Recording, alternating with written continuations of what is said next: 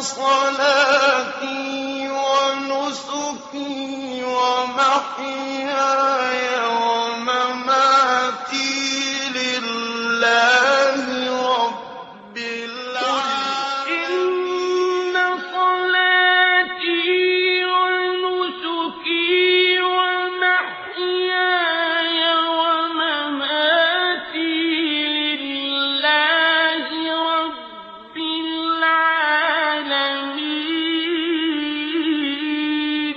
السلام عليكم ورحمة الله. الحمد لله رب العالمين، والصلاة والسلام على أشرف المرسلين نبينا محمد وعلى آله وصحبه أجمعين. The purpose of our life is to worship Allah subhanahu wa ta'ala alone.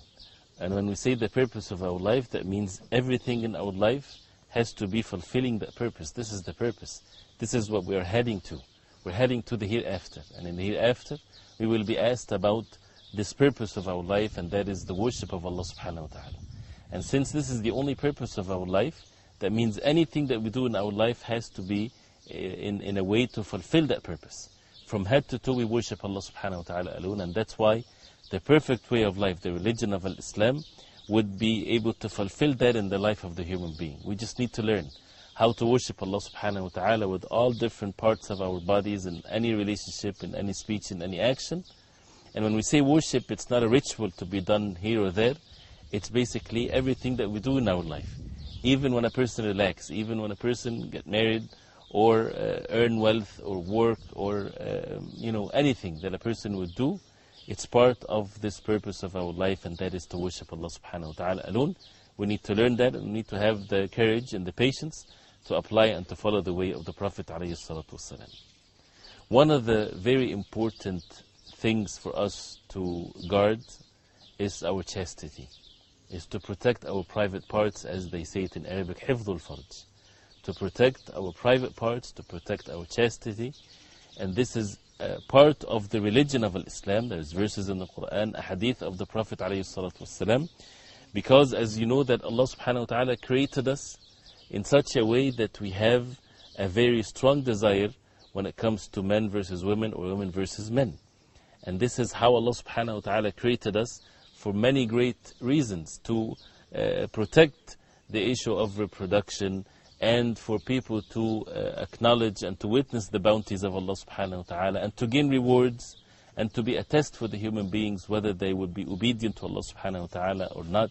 Allah subhanahu wa ta'ala is the most wise. So that's why in the religion of Islam, it does not deprive the person from anything that Allah subhanahu wa ta'ala created within our own desires. It just regulates it to be done in the proper way. For people to think that to have the absolute freedom to do whatever they want, there's no such a thing that exists on the face of earth. Can a person, for example, say that he should be free to steal, free to kill whoever he wants to kill? People would set the limits right away. And the same thing when it comes to the goals and rights that we have in our life. If the goal in life is to protect our lineage, and to protect our families, and to protect the children, so that when they are born, they're born and they're taken care of, and their rights are being respected, and they have the rights to have a father and a mother, and not to be born like this without a father, and things like this. So as a result of that, Allah subhanahu wa ta'ala protected the children, protected ourselves from the desires, and protected ourselves from falling into the hellfire. May Allah subhanahu wa ta'ala forbid. And one of which is a very important thing, is to guard and protect our chastity, which is an act of worship or something, or act of obedience to Allah subhanahu wa ta'ala that is done from head to toe. This is one of the characteristics that Allah subhanahu wa ta'ala mentioned about the believers. قَدْ أَفْلَحَ الْمُؤْمِنُونَ الَّذِينَ هُمْ فِي صَلَاتِهِمْ خَاشِعُونَ وَالَّذِينَ هُمْ عَنِ اللَّغْوِ مُعْرِضُونَ وَالَّذِينَ هُمْ لِلزَّكَاةِ فَاعِلُونَ وَالَّذِينَ هُمْ لِفُرُوجِهِمْ حافظون إلا على أزواجهم أو ما ملكت أيمانهم فإنهم غير ملومين فمن ابتغى وراء ذلك فأولئك هم العادون. When Allah subhanahu wa ta'ala in Surah Al-Mu'minun, He mentions the characteristics of the believers. They are the successful ones. Successful are the believers. Success in this life and in the hereafter. The first characteristic mentioned, they are the ones that are in khushu', in submission, in humbleness in their salah. And they stay away from al-lagh, anything that is nonsense and sins and so on. They stay away from what diverts them from the worship of Allah subhanahu wa ta'ala. And they pay the zakah. The zakah which is the obligatory charity. وَالَّذِينَ هُمْ لِلزَّكَاةِ فَاعِلُونَ. And they would protect and guard their chastity and their private parts and their genitals, basically. This is what the verse means, except to their wives and what their right hand possess. Then there is no blame for them. And whoever transgress the limits after that, they are transgressors.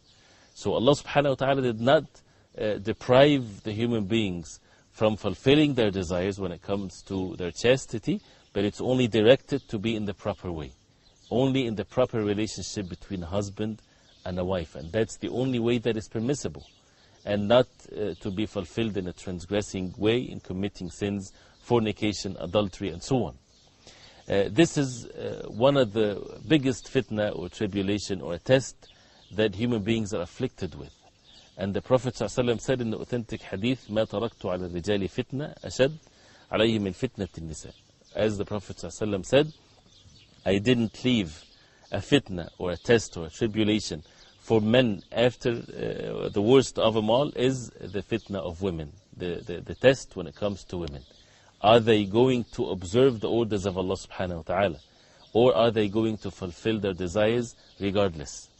And again, it's not about depriving the believers from their desires, it's depriving them from committing that in a sinful way, not within the bounds of marriage. So guarding our chastity, it's such an important thing in our life. The Prophet ﷺ, when he said about women, for example, and this is an authentic hadith reported by Imam Ahmad and others, إِذَا صَلَّتِ الْمَرْأَةُ خَمْسَهَا وَصَامَتْ شَهْرَهَا وَحَفِظَتْ فَرْجَهَا وَأَطَاعَتْ بَعْلَهَا. The Prophet ﷺ said that if a Muslim woman would pray her 5 daily prayers, fast the month of Ramadan, protect her private part, protect her chastity, and be obedient to her husband, خُيِّرَتْ مِنْ أَيِّ أَبْوَابِ الْجَنَّةِ دَخَلَتْ, which means she will be given the choice from which gate of Jannah to enter from. So this is something that it's a duty upon the women and a duty upon the men to protect our chastity, to guard our chastity, our private parts, to be exclusive for the husband or for the wife, and that's it. And Allah subhanahu wa ta'ala said in the Quran, in more than one place, one of which, قُلْ لِلْمُؤْمِنِينَ يَغُضُّ مِنْ أَبْصَارِهِمْ وَيَحْفَظُوا فُرُوجَهُمْ ذَلِكَ أَزْكَى لَهُمْ, which means, say, O Muhammad sallallahu alayhi wa sallam, to the believing men to lower their gaze and to guard their private parts, to guard their chastity. This is more purifying for them. And in the second verse, Allah subhanahu wa ta'ala says, وَقُلْ لِلْمُؤْمِنَاتِ يَغْضُضْنَ مِنْ أَبْصَارِهِنَّ وَيَحْفَظْنَ فُرُوجَهُنَّ, that say, O Muhammad sallallahu alayhi wa sallam, to the believing women to lower their gaze and to guard their chastity, to guard their private parts. So it's both for men and women. So this is definitely a duty, right? And there's nothing or a bigger fitna, especially for young men and women, bigger and more stronger than this particular fitna. That's why this is the fitna that afflicts the whole earth, basically. And if there is anything that we can describe the civilization that we live, or the time that we live nowadays, you would find that this is the most thing that diverts people from being steadfast on the truth. Even some people, even non-Muslims, when they hear about the Tawheed and the oneness of worship of Allah subhanahu wa ta'ala, which makes sense to every single human being, and it's the truth, the creator of the heavens and the earth, worship Him alone, do not associate partners with Him. It's very obvious, and people would see that this is very obvious. Many of them, the shaitan whispers to them, and they think that if they would become Muslims, they will be deprived from fulfilling their desires when it comes to the relationship between men and women. And this is definitely not the case. Allah subhanahu wa ta'ala is the most merciful. He created us with certain desires. If He subhanahu wa ta'ala would order us to deprive ourselves totally, then He has the right, because He's the creator of the heavens and the earth. But this is not the case. Allah subhanahu wa ta'ala gave us the permission, even it made it obligatory in some cases, for men to get married and women to get married. This is the sunnah of the Prophet ﷺ. In Islam, relationship between men and women is within the boundaries of marriage. So when we get afflicted or affected by the ways of the disbelievers, what happened? You would find the age of puberty among many of the Muslims today has no significance to it, like the disbelievers' way of life is. The age of puberty in the religion of Islam is a significant age. This is the age when a person, if he dies right at the age of puberty, he or she will either enter the Jannah or the hellfire, because they're responsible human beings. Whether it's 12 years old, 13 years old, 14 years old, doesn't matter. It changes from one person to the other. But when people think that they will be children and a person is a child and not responsible till he's 18 years old. Then where is these years to do in one's life? A person can live a life of sin, and it doesn't matter since he's not 18 years old yet. This is not in the deen of Islam. And that's why I would say something that maybe will be a shock for some people. The age of puberty is supposed to be in such a way that this is the age when a person can be married, responsible for families, protecting one's private parts and chastity and being responsible.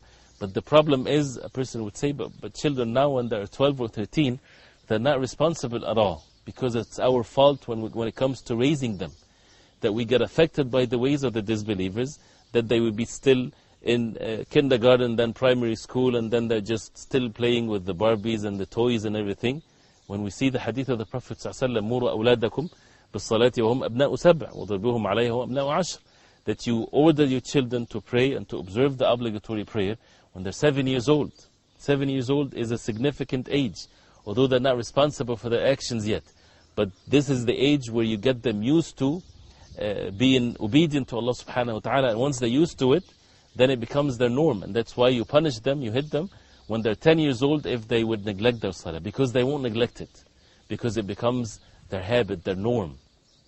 The same thing, we raise them to be responsible human beings. Once I was asked about this, about the marriage of the Prophet ﷺ to Aisha radiallahu anha. And Aisha radiallahu anha, as we know, she was married to the Prophet ﷺ when she was 9 years old. To the disbelievers, to the non-Muslims, this is something to them is a crime, because that's a child. But to us in the religion of Islam, he was not married to Aisha radiallahu anha unless she was in the age of puberty. This is how we are in the religion of Islam. The girl is being raised to be a mother when she reaches the age of puberty. So why? Because she's a responsible human being then. So that means early on they are being raised in such a way to be responsible human beings once they reach the age of puberty. So the age of puberty, whether it's 12 or 13, the person is supposed to guard their chastity, lower their gaze. If they have the means to get married, they protect themselves. In other parts of the world, since there's no such a thing, people would have an illicit relationship when they are teenagers.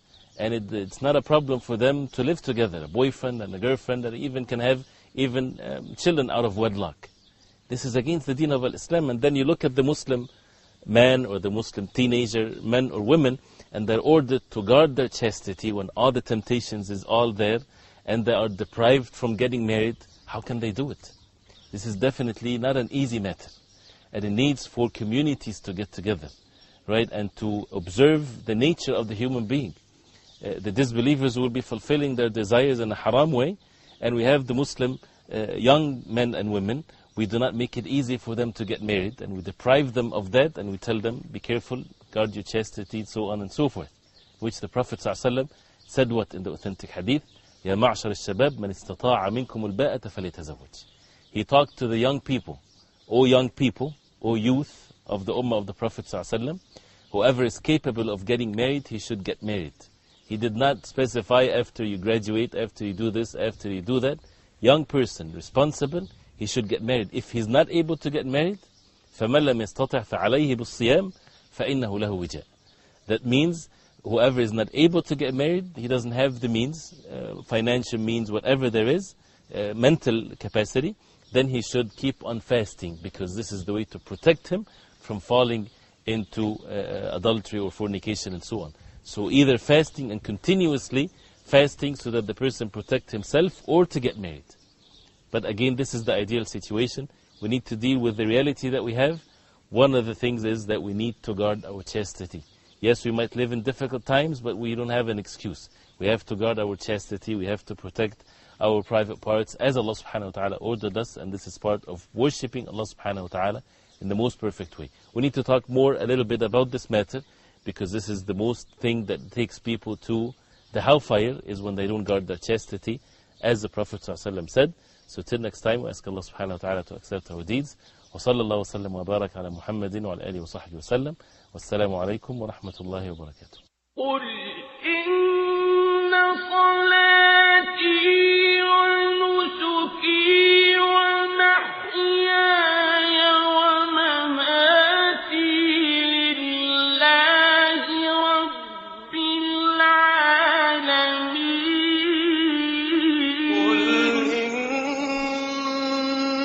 صلاتي ونسكي ومحياي